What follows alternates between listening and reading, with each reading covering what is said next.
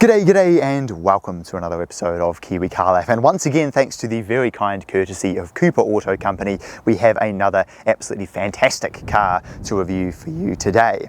And if you want to see the other cars that Cooper Auto Company has for sale, then check his dealership out via the link in the description. This is a 2008 Lexus ISF in this delightful looking blue colour. And this was Lexus's answer to the E92 M3, the Mercedes C63 AMG and the Audi RS4. For a number of years, all those German manufacturers have been pumping out some really cracking V8 rear wheel drive sedans, and Lexus went, I wanted it too. So this was their first attempt at doing that. In terms of styling, I absolutely love what Lexus did over just like the standard IS of this generation. They sort of pumped it up a bit, gave it some widened fender flares and some beautiful looking 19-inch wheels and a sort of more aggressive front fascia with a nice sort of darkened chrome look at the front end. And then they gave it some really nice looking side skirts that gives the sort of side of the car a very nice profile.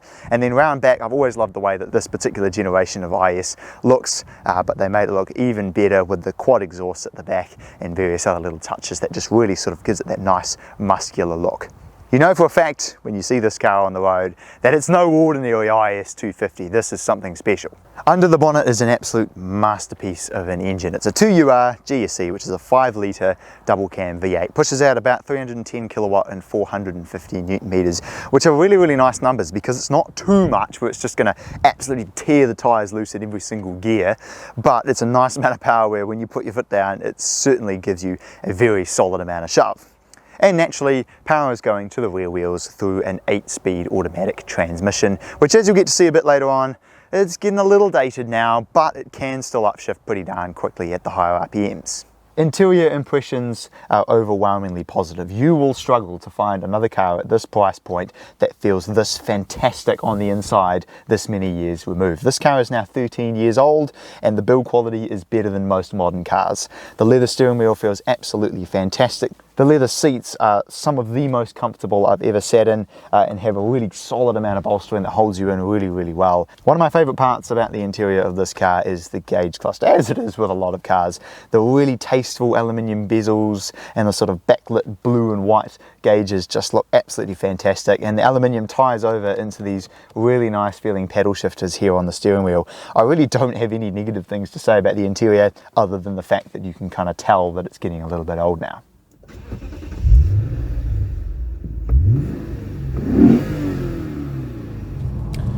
Alrighty, driving the Lexus ISF. First impressions, the ride's pretty hard, I'm not going to deny that. Seats are fantastic, but over these speed humps, it is a firm ride, but the steering feels great. It's quite a slow rack, it's not too quick to turn, not like the Civic Type R that I've been driving recently, but it's nice and direct, feels really good. The steering wheel feels awesome, that nice sort of perforated leather on the outside. But you're going to get my first impression of the speed and the power now. Here we go, first gear.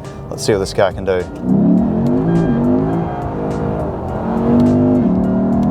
Oh, wow, okay, that's interesting. It's quite tame power, like it's actually reasonably accessible. I was expecting it to just be like the C63 that I've driven in the last couple months, just too much power to really use, but it's actually quite a nice amount of power. There's no denying that when you drive this, you have to have respect for power,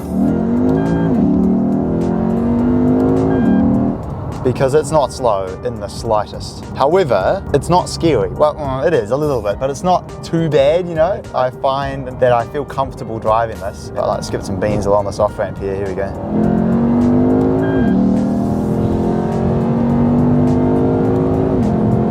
Wow, yeah, it's fast though, man.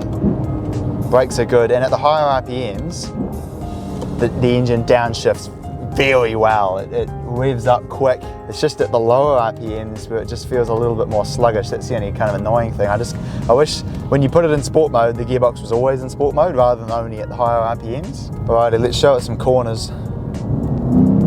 Oh yeah, power's good. Power's good. Handling, turn in, feels really nice. Traction control is pretty intrusive. As soon as it detects like any slip at all, mate, yeah, it just cuts all power through the tunnel. Sounds fantastic. I've got a Golf GTI behind me, but can he keep up with the V8 power? Oh wow, this thing is fast, eh? Here he goes. Oh my. Speed and power, holy moly. So there we go. In conclusion, it can do everything so well. It can be comfortable, it can be quiet, it can be smooth, but at any moment you can downshift, floor it,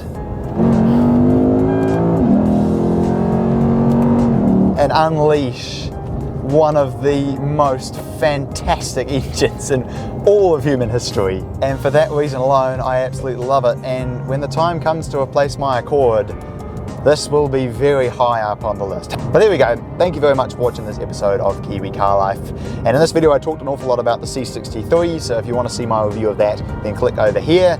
And if you want to see me installing headers on my Accord Euro, then click over here. And I will look forward to seeing you again next time.